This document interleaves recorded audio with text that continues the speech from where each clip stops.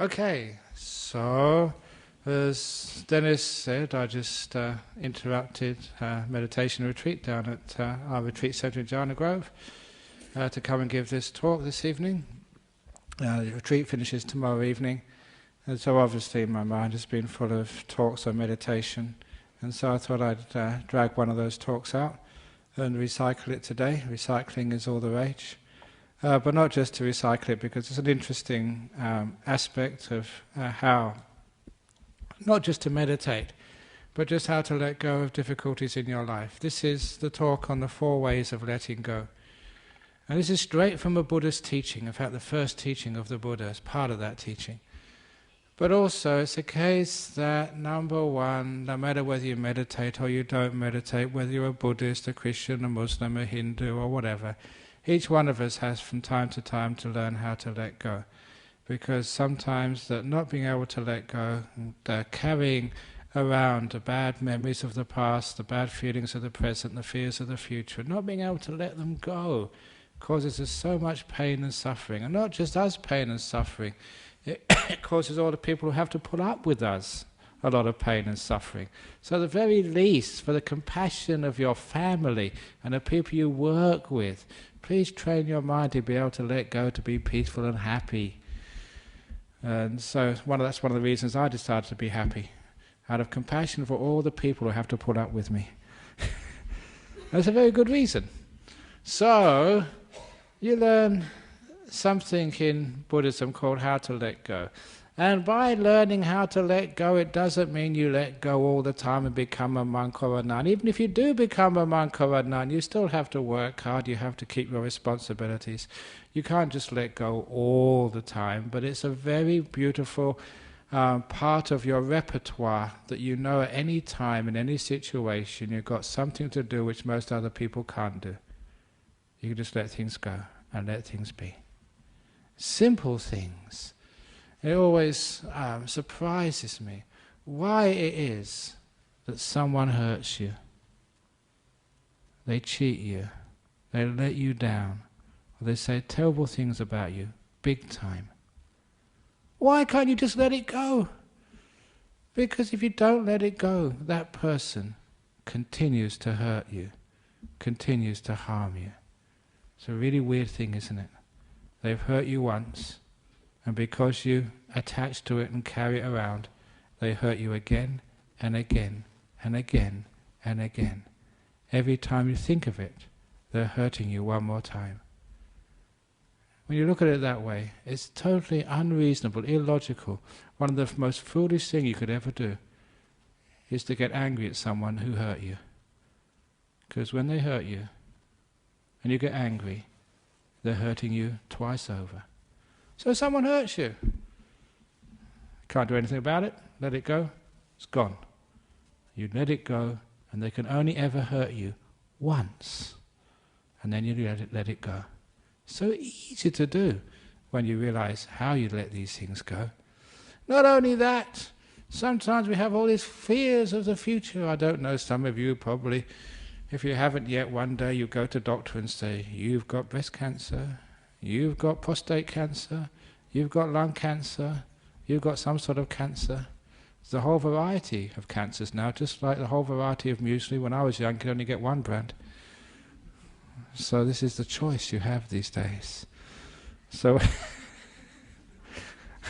when you have any of these diseases, what do? You worry yourself sick. You're already sick enough, and now you worry yourself sick even further. It's a totally daft and stupid thing to do. So, why can't you let go of the future? Enjoy this moment.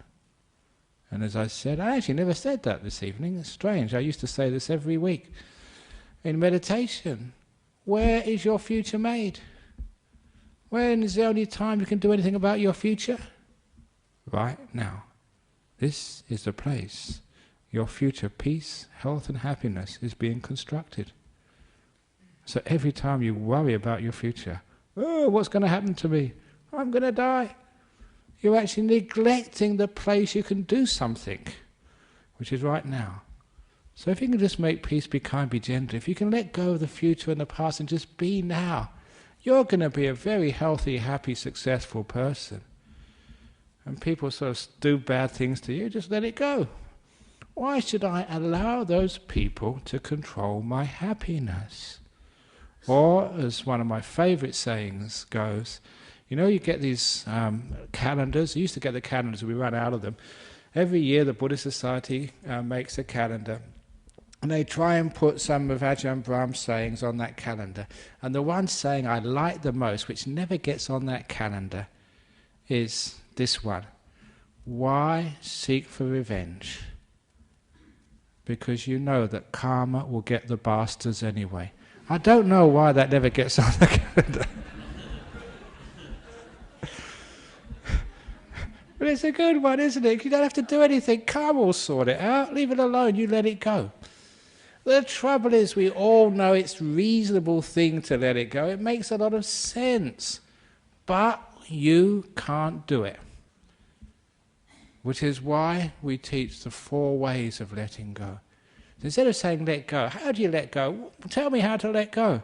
And now the Buddha is going to tell you how to let go with the 4 ways of letting go. The first way of letting go, it was starting off with an old experience with my teacher, Ajahn Chah, a long time ago. We were walking back from alms round, and the great teacher, they always find an opportunity to sort of, give you some teaching. But not these teachings with so many words and big concepts. Just simple, down-to-earth teachings, which once you hear, you think, crikey, that's really good. And you remember it, and it changes much of your life. What he did on this occasion, walking back, he picked up a stick. There's forest all over the place. Picked up a stick and turned around and says, Brahmavaṃso, is this heavy? Is this heavy? Not now. I was very careful I didn't throw that too far, and I wonder why I was going to bust. It's only heavy when you hold it. But if you let it go, it's got no weight at all.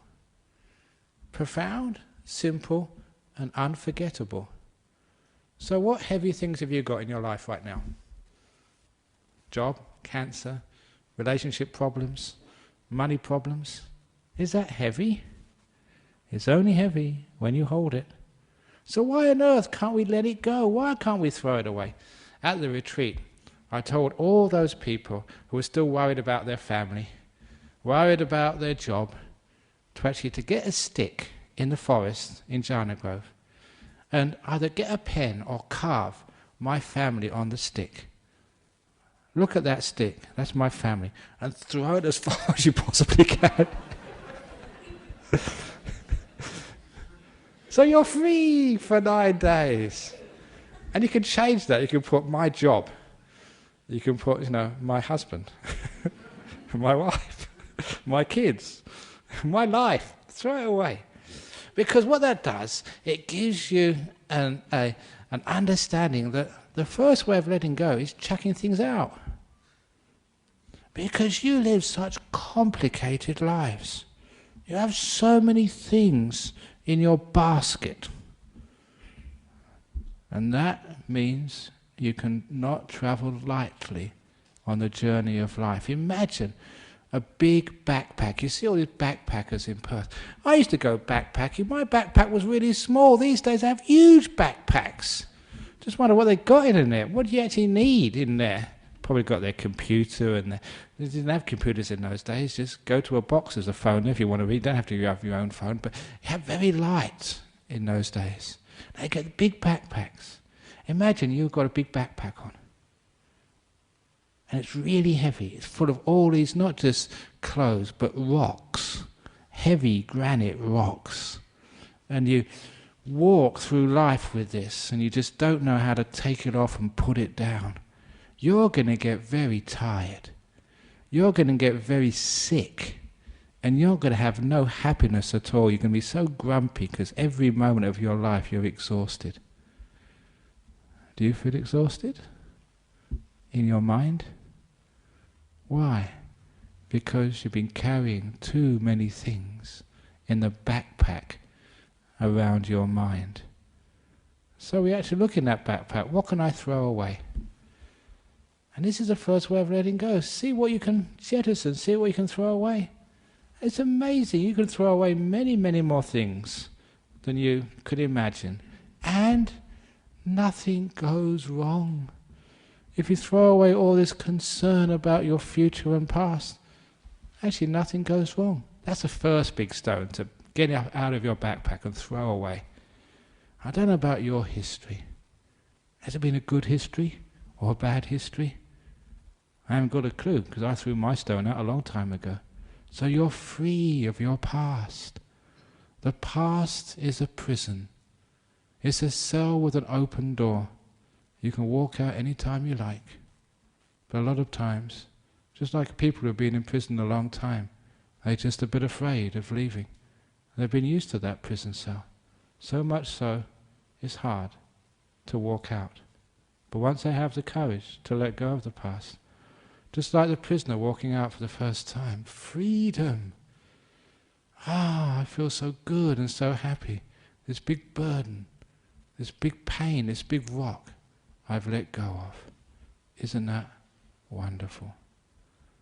So, see if you can look at your past.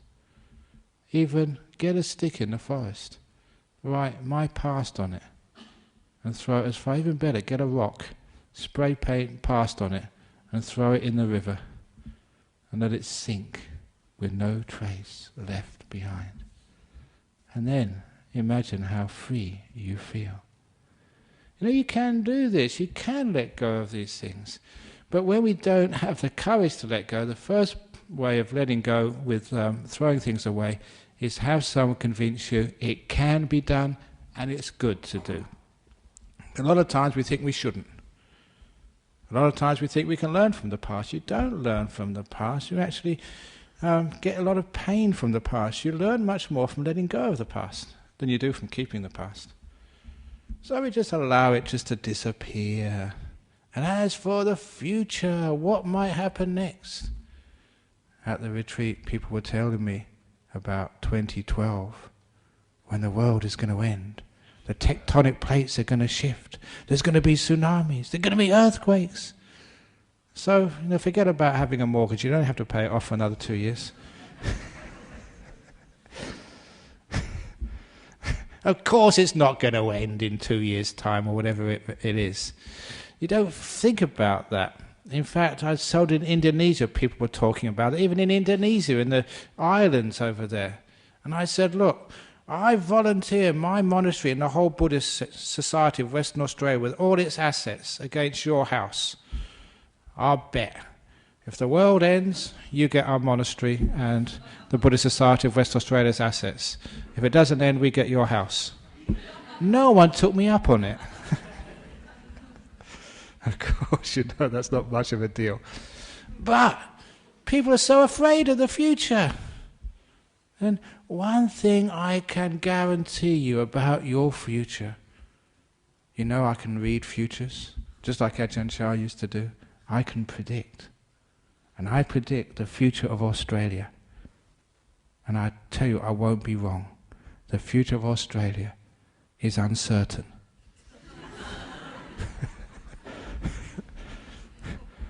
That's not just a joke. That actually shows you that you cannot know what's going to happen next. Any time in your life, you just know, you don't know what's going to happen. Your life has been so surprising. It's gone in directions you could never have predicted, each one of you. And that's just the uncertainty of our life. So let go of the future, throw it away. So what we're doing is we're letting go by throwing things out, seeing what we can jettison, see what we don't really need on our journey. And then next thing you can do is throw away this complaining mind. Look, dogs are barking again. How many times do they bark? Should we do something about these dogs? You can't. That's what dogs do. They bark. That's their nature. So throw away all this complaining. Thank you. No. I've finished now. You can stop barking, dogs. Same as your husband. Sometimes you want to throw your husband away. That's what husbands are like. That's what they do. That's what wives do. That's what kids do. I was on this aircraft, many aircraft flying all over Indonesia, and they always have these kids, bah, bah, bah, all the time in the aircraft. And sometimes I think, can we not open the door and throw them out? But I can't do that because I'm a compassionate monk. But instead of throwing the baby out, what you do is you throw your complaining out the window. Stop complaining, let go of that. So I look at my mind, and you've got this what we call fault-finding, complaining mind. You know what that type of mind is. That fault-finding, complaining mind can drive you nuts. There's always something wrong. Buddhist society, there's always something wrong with this place. Like today, we didn't have the right tea. I mean, that's not good enough. If it's not the right tea, next week, Dennis Shepherd, President, I'm not coming ever again. No, of course you don't think like that, because that's just a complaining, negative mind. And it doesn't get you anywhere. Even if you do get the right tea, someone will drink it before I get to it, so who cares? So the point is, just let go of your complaining mind. Throw it out. Has that ever got you anywhere? And you look at that complaining mind, it just drives you nuts and makes you a really terrible person to live with. So there's nothing else. You can see, I don't want this. Literally, throw it away. It's as easy to do as that. It's letting go of the negativity. And letting go of all this stupid thinking we do. Not only the negative thinking, but even some of the positive thinking. Because we think far too much, and that stops us getting any peace in life. Whenever you're thinking about life, you can't enjoy life. You're just listening to the commentary. You're reading a book about life. The thoughts and ideas in your mind. You're not really enjoying the real thing. That's why there's this old simile, it's an old meditation story of Lao Tzu. Every evening he would go on a walk, and he'd choose one of his disciples. Only one could go on a walk with the great master. But there was a golden rule. If you weren't on a walk with the great Taoist master, you had to be quiet. You weren't allowed to speak, not even one word. One day this young man was going on a walk with the master, and they got to a ridge in the mountains at sunset, and it was one of these amazing, gorgeous sunsets. And the young man couldn't help himself but say, "Wow, what a beautiful sunset." He broke the rule. Lao Tzu turned around, went back to the monastery, would never allow that young man to go on a walk ever again. And the young man's friend pleaded for him, said, "Look, there's only one sentence. Give him a break, cut him some slack. What's the big deal anyway of keeping silent?" And that's when the master said this very profound explanation. He said, when that young man said, "What a beautiful sunset," he wasn't watching the sunset anymore. He was only watching the words. He wasn't watching the sunset. He was only watching the words. Now that's actually very deep. Every time you think, "What a beautiful sunset," you're not watching it anymore. You're watching the words. And so much of us, we just watch words. That's all our life is, just words. It's divorced from real life. We don't feel, we don't see, we don't hear. We just live in what we think we hear, what we think we see, what we think we know. So it's a great thing to be able to throw out all that thinking. And you get peaceful at life at last. You don't have to do this all the time. Just every now and again, learn how to throw it out. I told a story a long time ago about my mother's mantel shelf. She's an English woman. She's in a home now, she's very old, but in her house, like many English people's house, they had a fireplace, and above the fireplace they have mantel shelf. And on that mantel shelf they keep the knickknacks, the mementos, the photographs, and all the things which bring back happy memories. And so that one day, I'd just been in Australia for a few years, and I went to visit my mother, and so I brought her a gift. And what sort of gift do you bring? Someone gave me a stuffed kangaroo. A little fluffy toy, really cute. So I brought that back and gave it to my mother, and she liked it very much. She put it on her mantel shelf. Next time I went over there, someone managed to get me a koala. And so I took that back, and she said, oh, it's so beautiful. Every time I see this, I can remember you in Australia. So she put it on her mantel shelf next to the kangaroo. The next time I managed to get a kookaburra. The time afterwards, a platypus. And the fifth time I went, I managed to get a wombat. The trouble was, the wombat was so big, she tried to put it on the mantel shelf and all the other ones fell off. And she spent about an hour trying to balance it on her shelf, and everything else fell off. I said, why didn't you throw those other things away? She said, no, these are nice, they remind you of me. And you had so much rubbish on that shelf. And I said, Mother, this is like the person, they get one more thing in their head, they have nervous breakdown. Your mantel shelf's having nervous breakdown.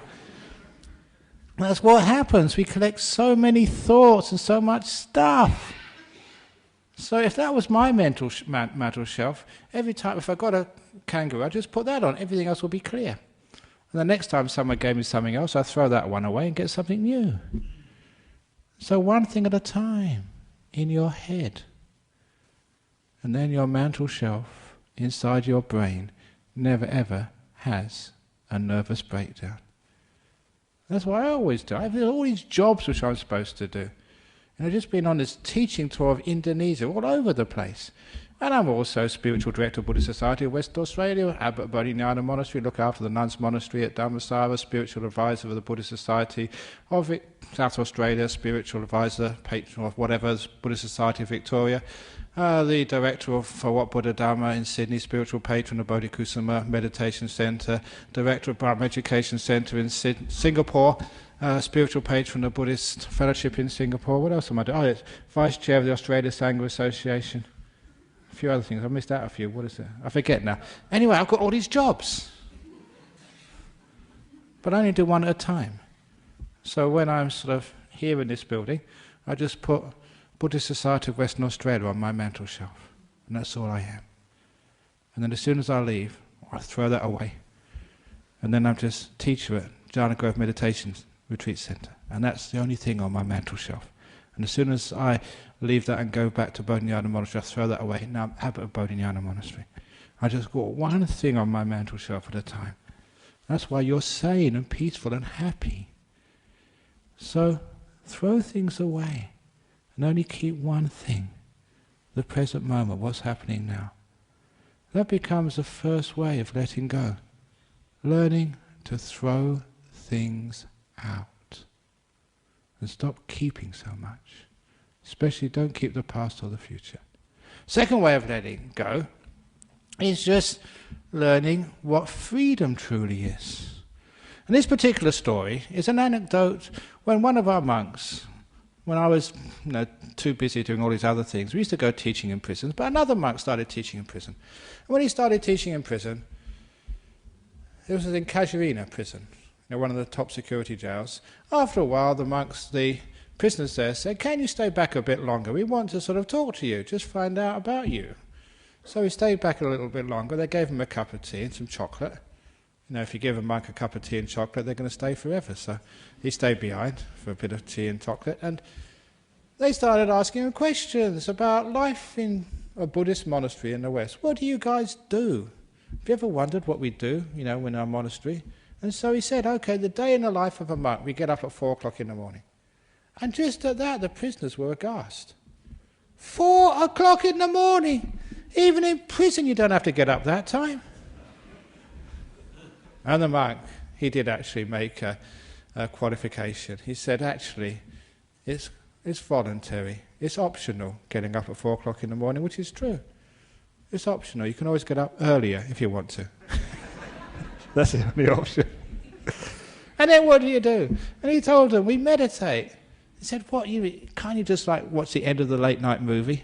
So no, we don't have TVs. You don't have TVs in the monastery. We have TVs in our cells in prison. That's terrible. So what do you do then? You have your breakfast. And we do have a breakfast at monastery. We usually have one cup, we have a cereal in it, and that's about it. Or, if someone like Santuti, he has his noodles. But it's only one cup, that's all. And I said, wow, in Casuarina Chow, we can have bacon, we have pancakes, we can have cereal, we have everything there, whatever you want. And he said, why didn't you do that in the monastery? No, we only have just a bit of cereal and that's it. And then what do you do in the morning? And then we work hard at Bodhinyana Monastery. We do this amazing chores, building. And even I do that. If you go down a retreat centre, we're doing this ramp, and I was spending 2 days cutting the bricks. This huge angle grinder, really heavy work, getting myself all dusty. And I like some joining in when there's any concrete work. I tell the story once, I was doing concrete work. When you do concrete work, even as the monk, you get it all splashed all over you. So, it's boys being boys, and I'm still a boy. Still just maybe a bit old to be a boy, but I still like getting myself all dirty. So I get all this concrete on top of me. And as I was walking back to my hut to have a shower, you passed a Sri Lankan woman. And she was in this really expensive sari. She was visiting the monastery. And she came up to me, and I'll never forget this. She said, I've come to see the abbot, Ajahn Brahm. And I thought very quickly, and I said, Madam, if you go to the hall over there, he'll probably be there in about 15 minutes. That was enough time for me to go to my room, get a shower and get changed into some clean robes. And so I went up to the hall, and there she was waiting. And I said, I'm Ajahn Brahm. She never recognised me. That's how dirty I was. And I gave her a nice talk, about the monastery and about Buddhism and what we were doing here. And she was really impressed. And so just before she left, she said, you've got a really good monastery and you're a really good monk, but if you don't mind me saying this, I saw this really dirty monk when I came here, and I think you should do something about that. I said, I'll talk to him later, ma'am. Which I did. So that's actually how hard we work. And when the prisoners heard this, again, they were really surprised. Because, in prison you have to do jobs, but they really take it easy in those jails in Australia. They said they'll never get us to work that hard. And they said, then you have your lunch. Yeah, we have our lunch. We have it, many of you have been to a monastery, we eat it out of a bowl. Everything goes in one bowl. Sometimes it's true you do get curry on spaghetti. No, sorry, I got that wrong. You got custard on spaghetti, that's right. Have you ever had custard on spaghetti? Why are you saying yuck for? You've never eaten it. But actually, you're right, it is gross. Sometimes you have custard on spaghetti. I've had ice cream on curry. Chocolate ice cream. Yeah, that's also yucky. Because, you put it in your bowl, and for me, because I'm the senior monk, I put it in the bowl myself, and I give it to somebody to take up, because that's their duty. And by the time they're not really careful, they shake it all over the place. I put it in the right positions when I start. By the time it gets up there, it's all over the place, but that's life.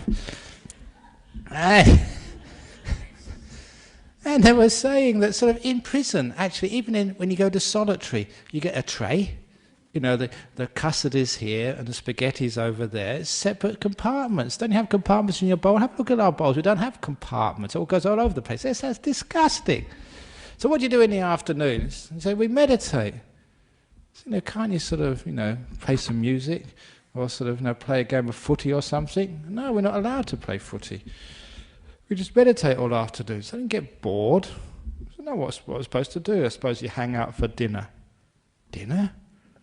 We don't have dinner in our monasteries. We just eat in the morning time. There's no dinner. So, or even in prison, they give you something to eat in the evening, and you have snacks throughout the day, whatever you want. So what do you do in the evening then? Can you play cards? Play Monopoly or something? Pass the time? And he said, no, we can't do that. Don't tell us, they said. You meditate, don't you? Yeah, of course we do. Oh, God. That must be terrible. And then what time do you go to bed? And the monk said, bed?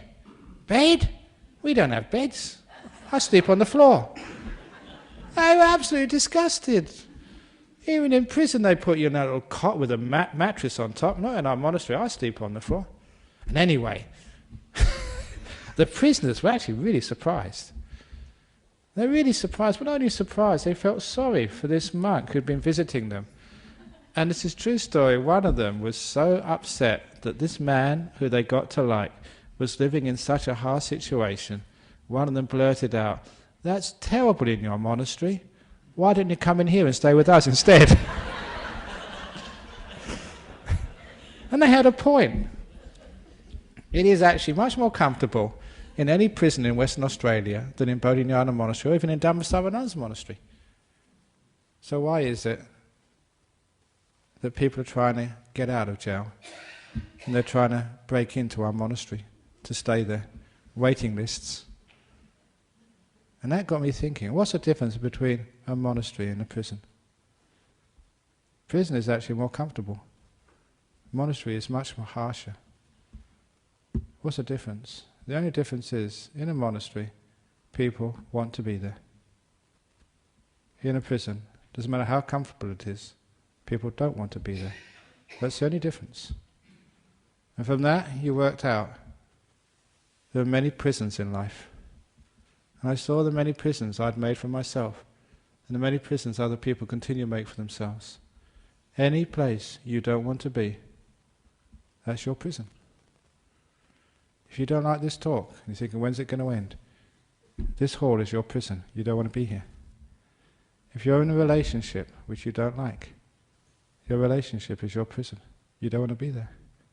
If you're in a job which is not giving you any satisfaction, another prison for you.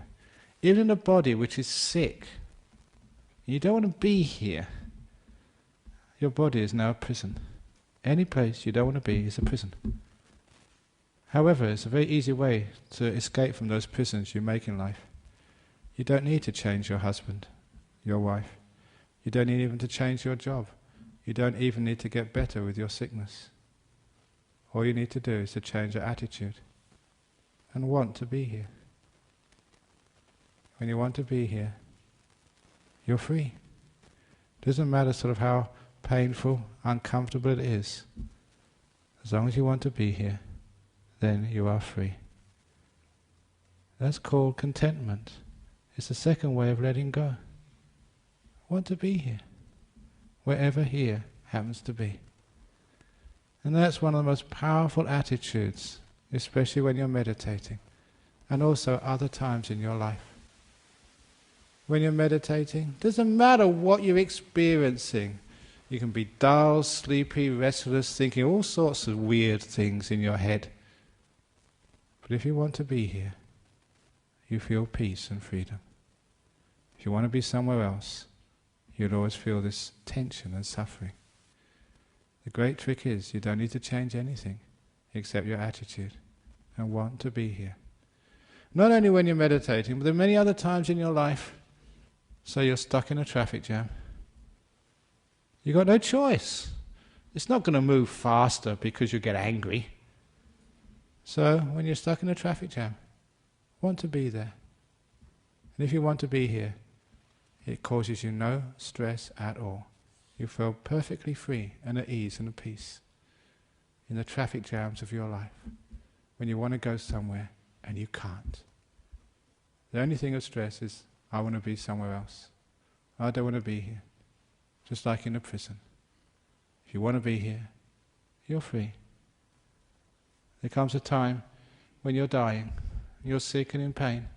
And I've seen so many people struggle at that time. And it's so sad and desperate to see. So when that's you, in your last moments of life, just all the struggle, it's not going to get you anywhere. There's no escape, you're dying. So don't make a prison of your body at the very end. Instead, want to be there. If you want to be there, you're totally free. That's the second way of letting go. Wanting to be here.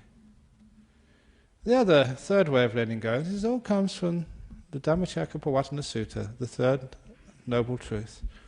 The Buddha said, letting go of craving leads to enlightenment. And I've already mentioned two of the ways he said to let go. The third way of letting go is called giving.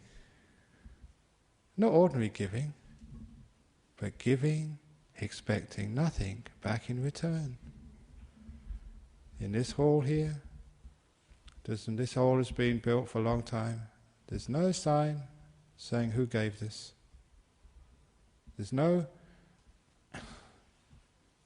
names of the donors of this place. Even in our retreat centre, which cost over 5 million, Many people donated many small sums and big sums, but there's not even one sign in that retreat centre opposite our monastery of who gave what. There's a reason for that, because we encourage giving, expecting nothing back in return. If you give donation and expect to have your name inscribed over the entrance of that hall which you donated, that's not called giving. That's called buying advertising rights, selling your name. That's not real giving. So for us, the way Buddha described it, it's giving expecting nothing back in return. So what does that mean in letting go? When you get married and have a relationship, are you giving, or are you expecting something back in return? Are you really letting go? Too often we expect things back in return, and that causes a huge amount of suffering in life, when our expectations never get realized. You'll find that much of your life is expectations being frustrated, being thwarted. All the things were promised to you when you were young, which you expected from life. How many of them have you reached and got? Mostly very few. When you get married, when you get your job, when you get out in there into the workplace, when you go travelling, you have so many expectations. And the more expectations you have, the less you can enjoy the trip, which is your relationship or your life. If you can go into a relationship, giving, expecting nothing at all, see what happens, you'll get a huge amount of fulfillment. Even when you meditate, those people who meditate expecting to get something, they're the ones who cause all the problems. If you want to get enlightened, if you want to get peaceful, if you want to get rid of your cancer, if you're doing it to expect something, there'll never be any peace for you. That's why, again, quoting Ajahn Brahm, he used to say, you meditate not to get something, not to attain things, you meditate to let go. It's an act of giving, expecting nothing back in return, of emptying, of letting go. And it's a beautiful way of living life.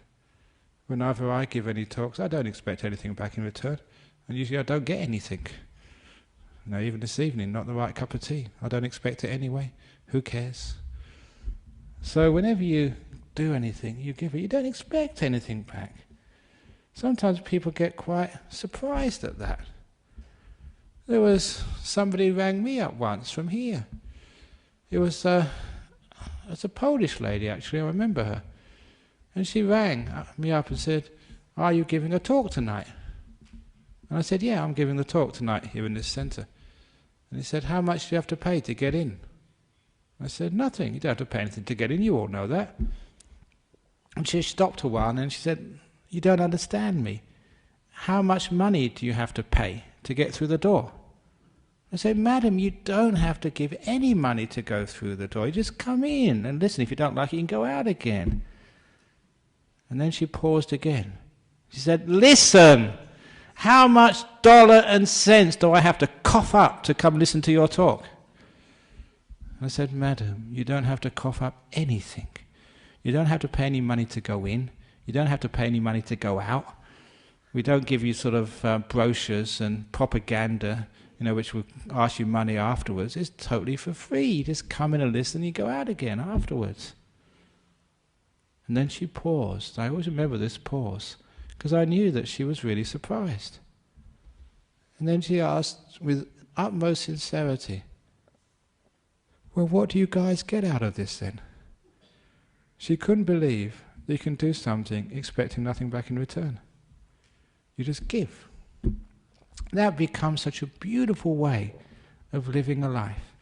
To give expecting absolutely nothing back in return.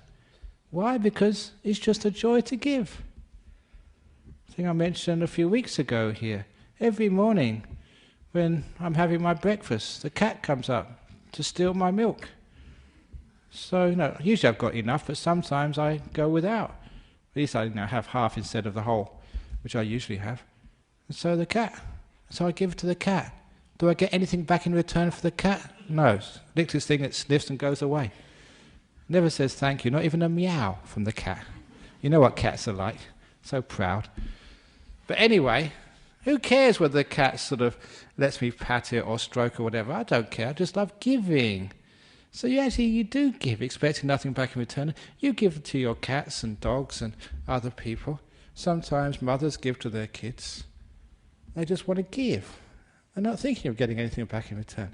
That's a beautiful way of letting go. So why don't you give to life?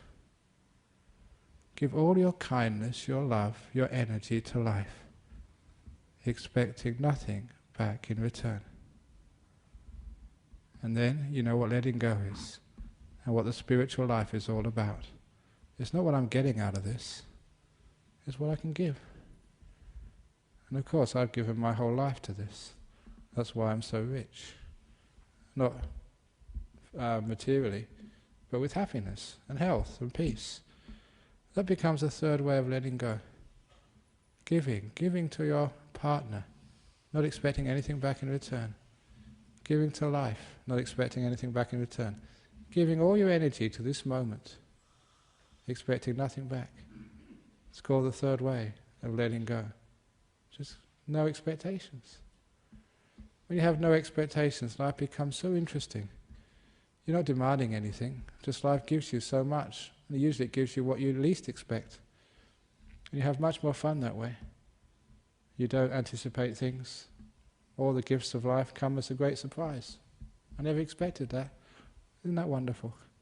Life becomes far more enjoyable that way. And the fourth way of letting go is called having the Teflon mind, where nothing sticks to it. So you have this beautiful experience now. Don't try and take notes and try and remember what's being said so you can make sure you act this way in the future so you can be a better human being. You don't need to try to remember. These things will just stick in your mind anyway. So don't try and collect things and allow things to stick to you. You have this beautiful moment. Enjoy it now, knowing it's going to go. So you can be free for the next moment to come. And then let that go too. And all the happiness and the unhappiness of life never stick to you. Which means you can always be free for the next moment. Not allowing the last moment to influence this one. You just flow through life. And again, collecting no mementos, expecting nothing for the future. Someone says something rotten to you, it just goes right through you. As I say, while we have two ears, if you look very carefully, one says in, the other one says out. So that way we don't need to keep anything. That way all of the, even the happy moments, we can let those go too, because be careful, if you keep the happy moments, that gives you so much expectations, so much comparisons, it means you can't enjoy the next moment. You have to let go of all the moments, happy and sad moments of the past. So you've got this mind, this body, this life to which nothing sticks, which means you can always enjoy whatever's happening next, not allowing the past to stop you being free in the present. And that especially goes with all your knowledge and understanding. Sometimes when we learn something, it sticks to us, and it makes us so, if you don't mind me saying, conceited, that we cannot face the reality of the present moment. People with too much knowledge can never understand the truth of now. That's why, one of my other favourite sayings is never allow knowledge to stand in the way of truth. Never allow knowledge to stand in the way of truth. Knowledge is all that you've learned, all you expect to be. Which means when you expect something to be, when you know what it's all about, it means that that blocks you from seeing the truth and the uniqueness of what's happening right now. And too many people even know too much about Buddhism even, so they can never understand it. They can never understand the truth of this moment, what's actually happening right now. They can never be at peace with this moment. They can never be free. They can never have real happiness no matter what happens to them in their life. And why? Because they always allow their knowledge to stand in the way of truth. So remember, all the knowledge is just the signposts. It's just the directions. It's not the real thing. And the last simile, an old simile but a great one. To understand what I mean by not allowing knowledge to stand in the way of truth, there was once a professor of philosophy here in Perth. Yeah?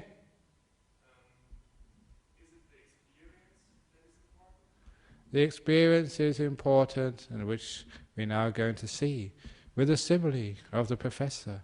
And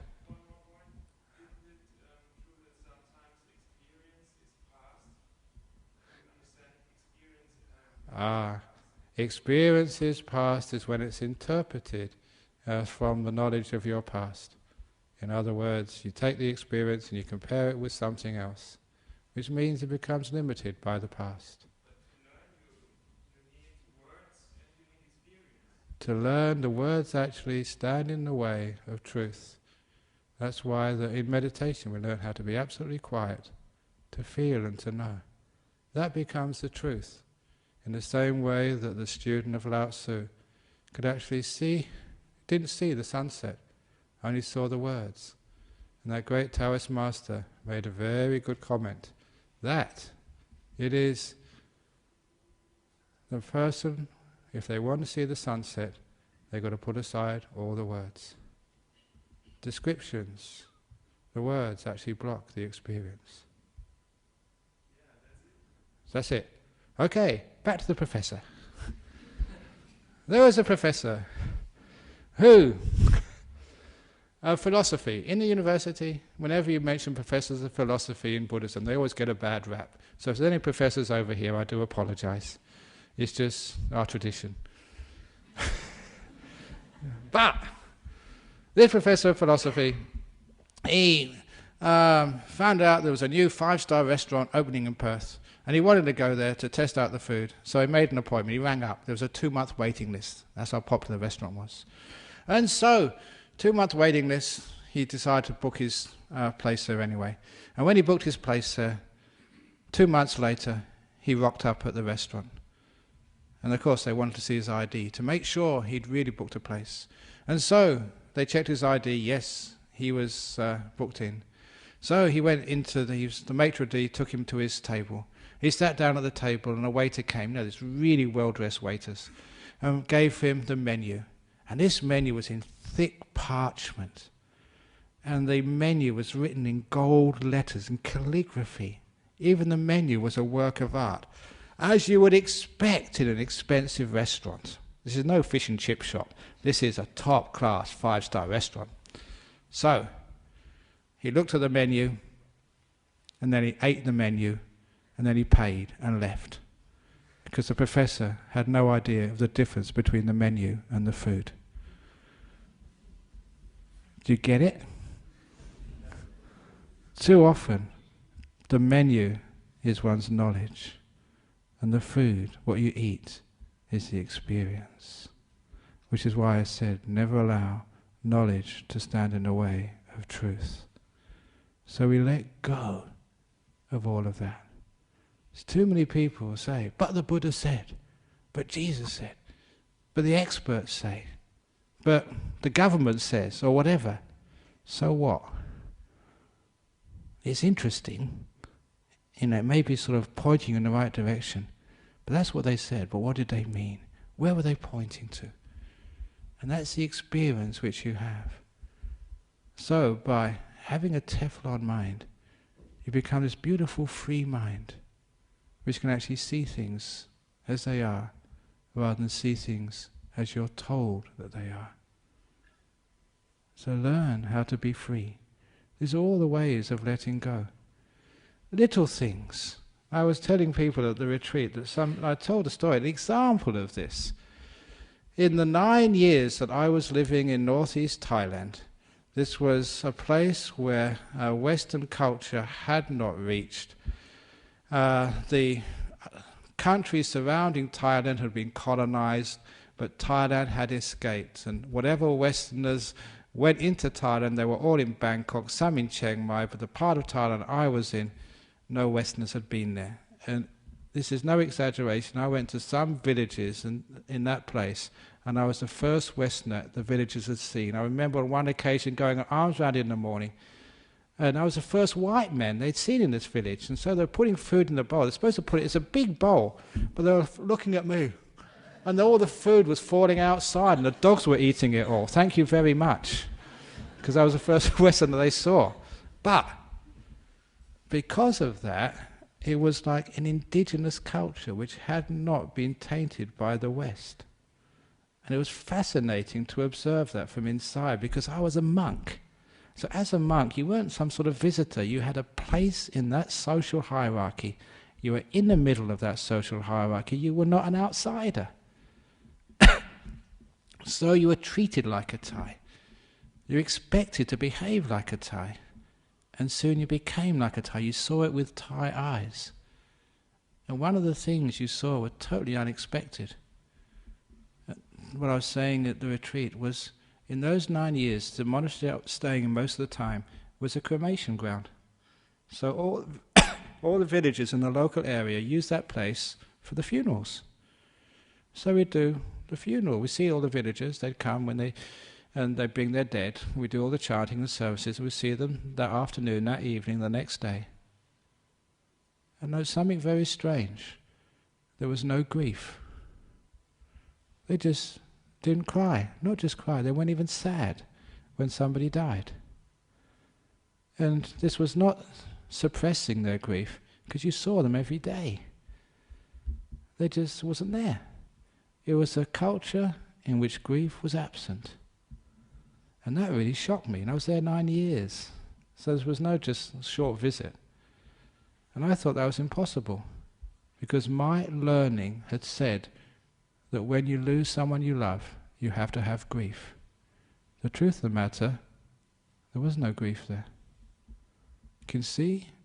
And sometimes people say that's impossible. It was there. Can you see how people, they can't see the truth because of their learning? Never allow your learning to block the truth. So a lot of times we have to let go of even our learning and our assumptions in order to see the truth. And that's having what I call this Teflon mind. Otherwise you'd have all this assumption of who your husband is, who your enemies are, who your friends are, what life is all about, and that will block you seeing what's really out there. And life is totally surprising, at least as far as I'm concerned, what I've seen in my life. Even like Indonesia, my trip to Indonesia, that's where all the Muslim terrorists are, all the Bali bombers, they came from over there. But I had such a wonderful time with the Muslims. They came to all my talks, we had photos together, got interviewed and photographed in the Muslim newspapers. Even one Muslim family, they came to the airport, they just caught me in time.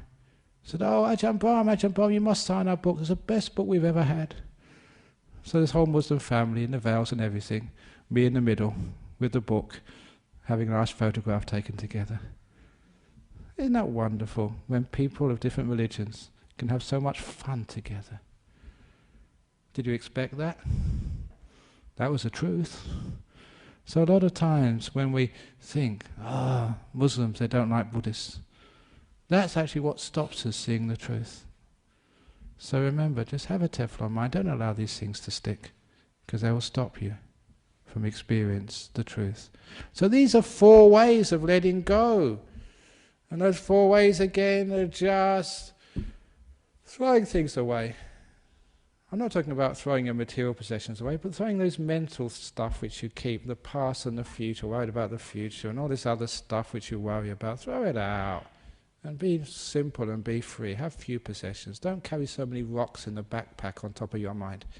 And number 2 is learning how to be content. It's wonderful having a mobile phone. Isn't that wonderful? So be content that it's ringing, because it's going to ring anyway. You can't do anything about it. So be happy to be here. That's very nice music. Thank you so much. It's very rare that monks hear music, because we're not allowed to hear music. So it's very wonderful to hear this. Thank you so much. So be content and happy no matter what's happening. Number 3 is actually whatever you do, just give, expecting nothing back in return. So I don't expect thanks. I don't expect anything back. So whatever you like this talk, that's your problem. I've just given my talk, I've done my duty, and that's it. So I don't expect anything back in return. I just give because I love giving. I love teaching.